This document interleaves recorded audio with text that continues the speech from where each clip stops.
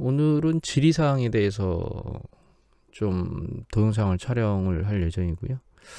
어제 주식시장이 2,400 코스피가까지 곤두박질 칠 수도 있다. 막 이런 얘기들이 어디 유튜브나 이런 데서 막 도나봐요. 그런데 이제 가장 먼저 우리가 이 시장 전체가 조정받을 때 생각해 봐야 될 게 있거든요. 이 얘기는 좀 이따 할까요? 일단 미국 시장 3대 지수는 마이너스로 끝났는데요. 여기 보시면 초반에는 강세를 보였다가 후반에 빼먹으면서 마이너스로 3대 지수가 끝났고, 지수들이 좀 안 좋을 때, 나스닥이 안 좋을 때 이 스몰캡은 잘 버텼었는데 오늘은 완전히 박살이 났습니다. 그리고 유럽장이 잘 버티고 있죠. 그렇죠? 아시아장은 어제 내리 꽂았는데 어제 장 중에 우리 아시아장 중에 그 미국 선물이나 이런 것들이 계속 내려왔거든요. 비트코인도 아래로 쭉 빠지고. 그러면서 아시아장이 아예 아장이 났습니다. 지금 우리나라도 3.5, 일본이 3.13, 11. 그다음에 중국장도 상당히 많이 빠졌고요. 일단은 지금 현재 어떻게 생각하는지는 후반부에 말씀을 드리고요. 이런 지리상 2,400대 초반까지도 내려갈 거다 이런 얘기들을 막 해대는 분이 있나 봐요. 근데 제가 말씀드렸듯이 이 시장 전체가 내려갈 때 그 시장에서 나오는 악재들을 계속 쳐다보고 계시면 절대로 저점에서 주식을 살 수가 없습니다. 그래서 시장 전체가 붕괴될 때 가장 먼저 머릿속에 두셔야 될 사항은 이게 경기 사이클이 붕괴돼서 조정을 받고 있는 건지 아니면 그냥 확장 국면에서 진행되는 과정 중에 조정을 받고 있는 건지를 아셔야 돼요. 우리가 직전에 우리가 봤었던 코로나 팬데믹, 여기 우리가 이제 최근에 가장 세게 겪었던 코로나 팬데믹 있잖아요. 그 코로나 팬데믹 때 우리가 봤던 이런 그 주시장의 하락, 이런 거, 쉼없이 주간 내리꽂는 이런 상황은 통상적으로 발생하지 않는 일입니다. 통상적으로 항상 주식시장이 저점, 그러니까 수축 국면에 진입했다 하더라도 일단 1차 부분은 이렇게 내려가다가 한번 반등을 해요. 반드시. 이 IT 버블 때는 반등세가 약했었고요. 글로벌 금융위기 때도 이렇게 내려갔다 반등세가 약했거든요. 그러니까 지금 이렇게 세게 내리꽂은 이 상황에서는 지금 보면 이게 주봉이기 때문에 한 요 정도 움직임 정도라고 보시면 돼요. 이게 한 달 좀 넘는 조정이었었거든요. 여기서도 마찬가지로 여기서 보면 조정이 좀 세게 움직이는 시기가 요 시기 정도라고 보시면 됩니다. 정점을 찍고 조정을 좀 받고 있는데, 그래서 반드시 반등이 존재하거든요.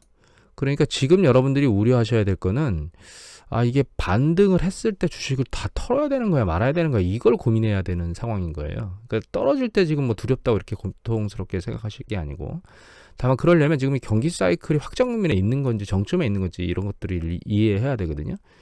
근데 예전에 보여드렸던 기준금리 베이스로 놓고 보면 경기 수축 국면에 이렇게 바닥으로 기준금리가 한 번씩 이렇게 내려와 줍니다. 내려와 줬다가 그 다음에 이제 경기가 확장 국면에 제대로 진입하면서 스스로 돌겠다고 판단이 되면 여러 가지 여건에 의해서, 물론 인플레이션도 그 적용 대상 중에 하나입니다. 지금 문제를 야기하고 있는. 그러면 이제 출구 전략으로 이렇게 기준금리가 올라가게 돼 있거든요. 그래서 출구 전략이 실행되는 그 시기는 일반적으로는 경기 사이클이 한 중반 정도, 기간을 딱딱 반으로 나눌 수는 없지만 그러니까 경제 시스템이 민간 스스로도 돌릴 수 있는 그런 상황이 제반 여건이 된 상황에서 출구 전략이 일어나요. 그러니까 이게 경기 정점일 수가 없는 상황을 가장 우리가 쉽게 알 수 있는 게 일반인들은 기준금리를 보는 겁니다. 근데 이런 것들로도 이해가 안 될 수가 있기 때문에 좀 더 보여드리면, 이게 빨간색이 가동률이고요. 이 초록색이 기업 이익이거든요. 이 파란색이 월시어 지수입니다. 여기 이제 S&P 500 지수는 차트가 짧게 나오기 때문에 여기는 월시어 지수를 쓸 수밖에 없어요. 프레드는. 잘 보시면 경기 확장 국면 이제 후반부에 가면 이 가동률은 상승세를 멈추고 일정 부분 이제 공장은 가동의 정점에 있거든요. 그 정도에 도달하게 되고, 그 다음에 이제 기업 이익은 감소하는 추세를 보여요. 기업 이익이 계속 늘어나는 게 아니고, 이미 말씀드렸지만 그 경기가 과열되면 과열될수록 그 마케팅 비용이라든가 혹은 좀 더 많은 것들을 생산하기 위한 그 투자에 대한 이자 비용, 혹은 그 이제 금리 계속 올라가니까 이자 비용도 늘어나죠. 투자에 대한 부채가 안 늘어난다 하더라도, 그 다음에 사람을 또 막 써야 되니까 인건 비용 이런 것 때문에 그런 전체적인 비용이 기업 이익을 계속 끌어올리지 못하도록 작동합니다. 여기 또 마찬가지로 이제 이 글로벌 금융위기 이후에는 상당히 오랜 기간 동안 횡보를 했었는데, 지금 기업 이익은 막 폭발적으로 올라가고 있기 때문에 기업이 아직 투자나 이런 것들을 하는데 문제가 없는 상황이에요. 그리고 가동률은 아직 정점에 도달하지 않은 상황이기 때문에 조금 더 상황을 좀 지켜봐야 되고, 그래서 가동률 측면에서는 지금 경기가 정점이라는 시그널이 아예 그러니까 요 상황에서 보면 기업의 이익이라든가 가동률을 놓고 보면 정점이다라고 하는 시그널이 아직은 없는 상황입니다. 그다음 두 번째는 이제 고용 부분인데, 고용 부분은 이미 보여드렸지만 이렇게 실업률이 계속 내려오고 있는 과정 중에 있고 굉장히 빠른 속도로 내려오고 있거든요. 근데 이제 문제는 이 실업률이 여기서 더 안 내려가고 위로 올라가면 어떡해요? 라고 하는 물음표를 찍을 수 있고, 그다음에 최근에 신규 실업수당 청구 건수가 위로 살짝 올라갔거든요. 예, 이렇게 살짝 올라왔기 때문에 이것 때문에 이거 실업률 올라가는 거 아니야? 이렇게 생각할 수는 있습니다. 근데 최근 오미크론 사태를 살짝 생각해 보면 이게 추세적인 게 아니고 일시적인 변동성이다, 이런 생각을 할 수가 있고요. 그다음에 또 한 가지는 아직 이걸 볼까?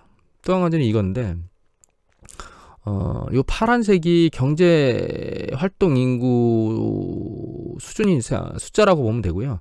이 빨간색은 전체 인구 중에 경제 활동 인구에 참여하는 비율이에요. 그래서 이제 빨간색은 오른쪽이고 파란색은 왼쪽인데, 이거 쉽게 설명드리면 요거 예전에 보여드렸죠. 이게 이제 여기 얘네들은 레이버 포스라고 얘기를 하는데 우리나라는 경제 활동이라는 얘기를 쓰거든요. 그래서 여기 보면 요 전체 인구, 15세 이상의 경제활동 할 수 있는 인구를 분모로 하고 이렇게 경제활동 인구로 들어와 있는 사람의 비율이 이게 경제활동 참가율입니다. 그게 여기 보시면 이제 빨간색이에요. 오른쪽 차트인. 그 다음에 요 활동 인구 수가, 요 경제활동 인구가 요 파란색입니다. 그런데 이 파란색의 경제활동 인구 안에 요 취업자하고 실업자가 동시에 있는 거예요. 그러니까 이걸 설명을 해드리면, 빨간색 차트가 조금씩 위로 꿀꿀 올라가고 있잖아요. 이게 올라가고 있다는 얘기는 전체 인구 중에 여기서 뚝 떨어진 건 전체 인구 중에 경제 활동에 참여하는 인구가 확 줄었었는데, 그러니까 이게 참여를 안 한다는 얘기는 예를 들면 일자리를 구하지 않, 그러니까 실업이 되면 일자리를 구하려고 노력을 해야 되는데 일자리를 구하려고 노력을 하지 않거나 아예 취업 자체를 포기하고 가서 살림을 하고 아이를 키우고 이런다거나 뭐 이런 형태, 그런 형태가 늘어났다는 표현이거든요. 근데 그게 점진적으로 올라가고 있다는 얘기는 그런 사람들 가운데 일단 내가 경제활동 인구 안에 들어가서 일자리를 구해야 되겠다라고 하는 수가 조금씩 늘어난다는 뜻입니다. 비율이. 그리고 이게 경제활동 인구가 이렇게 쭉 늘어난다는 얘기는 이게 실업자든 아니면 고용된 사람이건 경제활동을 하려고 하는 사람 수가 늘어난다는 뜻이에요. 이 과정에 실업률이 내려와 주면 결과적으로 실업률은 요 전체 인구 중 경제활동하는 인구 중에 실업자의 비율이기 때문에 얘가 내려온다는 뜻은 결과적으로 취업자가 늘어난다는 뜻이거든요. 근데 지금 최근 추세까지 놓고 보면 경제활동 인구는 늘어나는 과정 중에서 실업률은 빨간색입니다. 실업률은 떨어지고 있기 때문에 고용인구 수가 증가한다, 이렇게 우리가 생각을 해보면 됩니다. 그러니까 지금 경제가 고용 부분에서 놓고 봐도 큰 문제가 없는 상황이에요. 이게 정점이다라고 얘기할 수가 없는 상황이거든요. 그리고 하나를 더 보면 이겁니다. 이게 그 일자리거든요. 일자리 수가 지금 폭발적으로 계속 늘어나고 있는 상황이에요. 그러니까 고용을 하려고 하는 기업인들은 많다는 거죠. 그러니까 통상적으로는 경기가 정점에 가면 고용 일자리 수가 줄어들어요. 경기가 과열됐고 그 과열되는 양상 중에 충분히 일자리가 차 있는 상태에서 그 다음에 이 경기 수축 국면으로 가면 갈수록 정점으로 가면서 수축 국면으로 진입하면 할수록 이 일자리 수가 줄어드는 패턴을 보이거든요. 근데 얘는 지금 일자리가 과거 패턴을 훨씬 넘어선 수준에서 이미 풀 차서 막 돌고 있는 상황입니다. 그러니까 경제활동 인구가 들어오면서 이 일자리를 메꿔주게 되면 실업률은 더 떨어지게 되죠. 중요한 거는 이제 이게 인플레이션 압력 때문에 그 노동 조건을 골라서 사람들이 취업을 하는 부분들이 있다는 거죠. 급여가 상대적으로 뭐 동일한 어떤 어려움들이 있으면 급여를 상대적으로 높은 쪽으로 가려고 하고, 그리고 급여가 동일하다면 좀 더 안정적이거나 편안한 쪽으로 가려고 하고, 이런 패턴들이 계속 돌고 있기 때문에 지금 이제 그런 부분이 문제라는 거지, 경기가 정점에 이르러서 일자리 고용이나 이런 것들이 늘어날 수 없는 상황이 있는 게 아니라는 겁니다. 그리고 또 한 가지를 보면 이게 이제 투자거든요. 이게 전체 기업 투자 뭐 쭉 이제 투자 중에 이제 거주지용 투자, 그러니까 우리가 주택 관련된 투자겠죠. 그 다음에 그거 이외에 다른 여러 가지 투자, 그 민간 기업 투자인데 이게 총 투자 금액은 요거예요. 제일 위에 있는 이거 파란색. 그리고 여기 빨간색이 총 투자입니다. 저기 주택하고 비주택 다 합한 거죠. 그런데 파란색은 위로 올라가고 있고 빨간색은 약간 옆으로 기고 있죠. 올라가다 이렇게 올라가다가 작게 옆으로 기고 있죠. 이 빨간색은 파란색은 쭉 올라가고 있는데 그런데 이게 옆으로 기는 이유는 빨간색이 얘가 리얼이기 때문에 그래요. 그러니까 인플레이션을 적용한 투자 금액을 감안해 보니까 이 투자 금액이 명목상으로 늘어나고 있는데 인플레이션을 적용해 보니까 옆으로 개건을 치고 있는 거예요. 그러니까 일단 투자 규모는 계속 늘어나고 있는데 인플레이션 압력이 떨어지게 되면 결과적으로는 얘도 상승 추세를 추세적으로 유지할 수, 그러니까 명목 가격으로 놓고 보면 이게 계속 늘어나고 있다 이렇게 보면 될 것 같아요. 그래서 아직도 투자는 지금 된 초입 중반쯤에 있는데 물론 투자가 꺼지지 않고 올라간 궤도, 그러니까 여기서 보면 일정 부분 올라왔다가 쭉 꺼지고 다시 올라가는 궤도를 보이는데 여기 살짝 꺼졌다 다시 밀고 올라가고 있기 때문에 얘가 폭발적으로 계속 올라가겠느냐 이런 물음표는 찍을 수 있는데 아직 투자의 강도는 명목상으로 놓고 보면 줄어들고 있지 않는 상황입니다. 그리고 한 가지 더 인지해야 될 건 투자라고 하는 것은 진행된 그 시점에 경제에 바로 영향을 미치는 것도 있을 수 있습니다. 굉장히 빠르다면. 하지만 그렇지 않은 경우엔 시차를 두고 경제에 영향을 미쳐요. 예를 들면 삼성전자가 미국에다가 텍사스에 대규모 반도체 공장을 세우는 액션을 취하고 있잖아요. 근데 그 투자 발표가 났지만 아직 거기는 뭔가 진행된 게 없죠. 그러면 나중에 이제 거기에 이제 건축을 하게 될 거고, 그 건축 이후에 기기 장비가 들어가게 될 거고, 그거 이외에 고용이 또 점진적으로 일어나겠죠. 그런 것들이 경제에 점차적으로 영향을 미치기 때문에 투자의 활동이 굉장히 이렇게 계속 늘어나고 있다라는 얘기는 현 시점이 아니고 향후에 수개월에서 수년, 뭐 연간 뒤에 이렇게 순차적으로 경제에 영향을 미친다는 점을 놓고 보면 지금은 경기가 정점에 있어서 사이클이 붕괴될 거라고 예측할 만한 게 전혀 존재하지 않는 상황입니다. 결과적으로 이 현재 주식시장의 흔들림은 이렇게 생각을 하셔야 돼요. 지금 현재 주식시장이 흔들리고 있잖아요. 이 흔들리고 있는 게 경기 수축 국면에서 이렇게 붕괴되는 과거에 보시면 이렇게 붕괴되는 과정에서 만들어지는 게 아니고 올라가는 과정 중에 이렇게 흔들리는 과정, 이 과정이고 그 다음에 올라가게 된다. 그리고 또 한 가지 우리가 생각해 봐야 될 건 이렇게 확장 국면에 흔들리는 과정이 있는데 출구 전략 전에 흔들리는 과정이 있을 때는 이게 경제가 아직 활성화가 제대로 안 된 상태거든요. 예를 들면 가동률도 이제 초반이기 때문에 좀 약하고 충분히 올라가지 않은 상황에 있는 거고, 그 다음에 투자나 이런 것들도 보면 뭐 이제 고용이나 이런 것들도 이렇게 보시면 맥스로 보면 고용 이렇게 보면 이제 실업률도 충분히 내려와 있지 않은 상황이며, 그 다음에 투자나 이런 것들도 뭐 상당히 많이 올라와 있지 않은 그런 상황에 있기 때문에 이 상황에서는 중앙은행이 기준금리를 낮게 유지함으로써 경제를 떠받치려고 하는 행위를 하는 거예요. 그런데 출구 전략으로 이렇게 올라갈 때는 그런 여건이 이미 보셨지만 제반 뭐 고용이라든가 투자라든가 이런 부분들이 제반 여건 안정화돼 있는 상황이기 때문에 이 시장에서 요렇게 여기서 흔들리는 것들은 이렇게 흔들리다 올라가죠. 이거는 경제 상황이 떠받치는 행동을 하는 겁니다. 연준이 바닥으로 경기를 부양시키기 위해서 떠받치려고 하는 행위 때문에 이게 조정을 받고 올라가는 게 아니고 경제가 탄탄하기 때문에 그 탄탄함 때문에 주식시장이 밑으로 밀려 내려가지를 않고 올라가는 거거든요. 그래서 이 시점에서 조정받으면서 올라간 이유와 이 시점에서 조정받으면서 올라가는 이유가 다르다는 걸 아셔야 돼요. 지금은 그러면 정리를 해보면 출구 전략이 일어나는 것 때문에 된탕 지금 주식시장이 세게 움직이고 있는데 아랫방향으로 얘가 과거에 있었던 경기 정점에서 조정받는 초입이고 얘가 반등했다가 연준이 과거처럼 떠받치지 못하는, 그러니까 경기 확장 국면 초입에서 떠받치는 행위를 안 했다고 해서 붕괴되겠느냐? 그렇게 되지는 않을 거란 얘기입니다. 왜냐하면 경제가 떠받치고 있기 때문에. 근데 우리가 뉴스 보도나 이런 것들 오미크론이나 이런 얘기들 쭉 보면 불안정성한 얘기들만 계속 쏟아져 나오고 있기 때문에 심적으로 위축이 될 수 있어요. 그리고 최근에 가장 중요한 이슈라고 봐야 될 거는 지금 우크라이나 사태가 꼬물꼬물 나오고 있잖아요. 그래서 우크라이나에서 실제로 전쟁이 터지면 어떻게 될까라고 하는 부분들이 가장 고민스러운 걱정 중에 하나입니다. 그 부분 좀 한번 보면 여기 보면은 이거 네이버 뉴스 세계 뉴스 창입니다.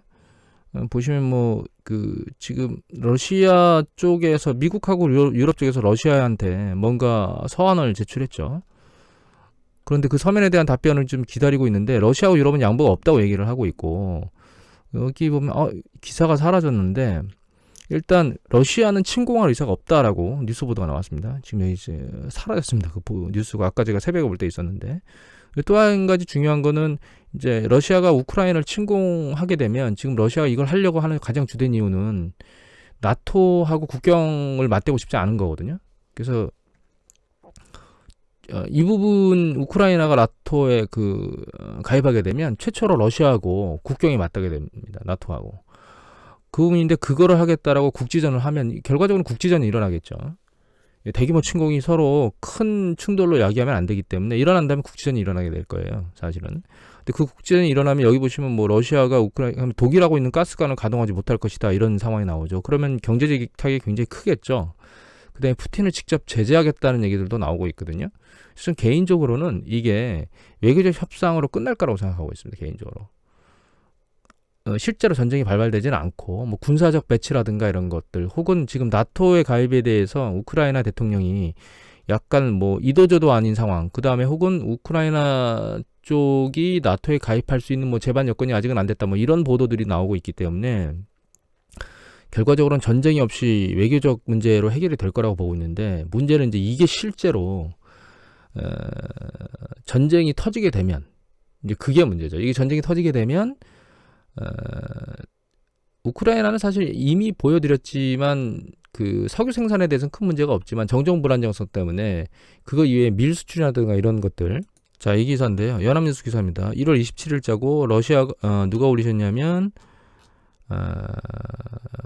그냥 연합뉴스라고 돼 기사 누가 올리셨는지 나오진 않네요. 연합뉴스 기사입니다. 근데 여기 보면 이제 물가 상승 고비가 풀린다고 얘기가 나오는데 여기 보면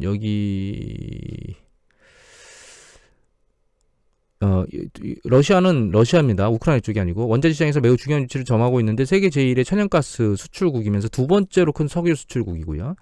그 다음에 알루미늄과 구리 공급량의 10%를 담당하고 있습니다. 전 세계에. 팔라늄이 43%를 담당하고 있고 이 팔라늄은 뭐 도금이나 화학제품 촉매제로 널리 쓰이고 있는 거다. 여기 나오고 있죠. 그 다음에 밀도 전 세계 수출량의 20%를 차지하고 있어서 곡물 시장도 가장 큰 역할을 하고 있는데 문제는 우크라이나 사태 때문에 서방에서 제재를 하게 되면 러시아를 그러면 국제 결제 간의 그러니까 국제 간 결제를 못하도록 막는다 그랬거든요. 그러면 수출을 못하게 되는 거죠 결과적으로. 그럼 이게 못하는 게 밀, 석유, 천연가스, 알루미늄, 구리, 팔라늄 이런 쪽에 가격을 급등시키겠죠. 이 알루미늄, 구리 같은 경우는 산업에서 상당히 널리 쓰이는 그 메탈 중에 하나거든요. 밀도 마찬가지죠. 저희는 쌀을 먹지만 밀을 먹는 국가들이 상당히 많죠. 서구 저쪽 우리 이제 아시아적이 아닌 지역에는 그리고 에너지인 천연가스와 석유까지 밀려 올라가면 인플레이션 압력이 굉장히 강해질 거라는 겁니다. 그런 상황이 발생하면 연준이 기준금리 인상의 속도가 빨라져야 된다는 압력으로 작동할 수 있겠죠. 그러면 주식시장은 엎친 데 덮친 격이다 이렇게 생각하면 될 것 같아요. 그럼 아래로 세게 내리꽂을 수 있는 현상이 발생할 수 있는 거죠.